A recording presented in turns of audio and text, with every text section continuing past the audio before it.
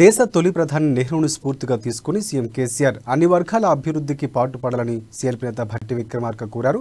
Budget సమావేశాలు భాగంగా ద్రవ్య వినిమయ బిల్లుపై జరిగిన చర్చలో భాగంగా మాట్లాడిన భట్టి స్వాతంత్ర్యం వచ్చినప్పుడు గడ్డు పరిస్థితులు ఉండేవని గుర్తు చేశారు. నెహ్రూ చర్యలతో దేశం అభివృద్ధి చెందిందని అన్నారు. కేంద్రంలో ప్రస్తుతం ఉన్న ప్రభుత్వం పేదల పొట్టకొట్టి పెద్దలకు పెడుతోందని ఆరోపించారు. పార్టీలకు అతీతంగా తెలంగాణ ఉద్యమంలో అందరూ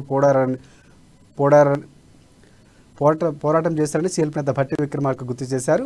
సోనియా గాంధీ ఆలోచించి తెలంగాణ రాష్ట్రాన్ని ఏర్పాటు చేశారని తెలిపారు. ప్రత్యేక తెలంగాణ ఉద్యమం లక్ష్యాల్లో నిరుద్యోగం ఒక పెద్ద బిడ్డ సమస్య అని అన్నారు. బడ్జెట్ ద్వారా తెలంగాణ ఉద్యమ లక్ష్యాలు నెరవేరాలని పేర్కొన్నారు.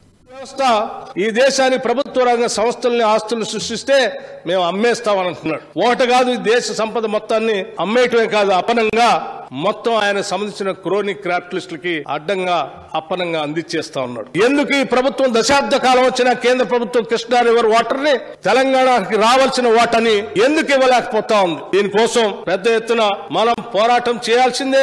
ఈ బడ్జెట్ ని ఈ అన్ని వర్గాల ప్రజల అభివృద్ధి కోసం వాడాలని చెప్పి నేను మనస్ఫూర్తిగా కోరుకుంటూ, ఈ రాష్ట్ర ముఖ్యమంత్రిగా తొలి ముఖ్యమంత్రిగా తెలంగాణ రాష్ట్రం ఏర్పడితే అన్ని సమస్యలకి పరిష్కారం దొరుకుతుందని ఆశించారు. వారందరి పరిష్కార లక్ష్యాలకు మీరు హార్ట్ అండ్ సోల్ గా ఉండి రాష్ట్ర అభివృద్ధిని కావాలని మేము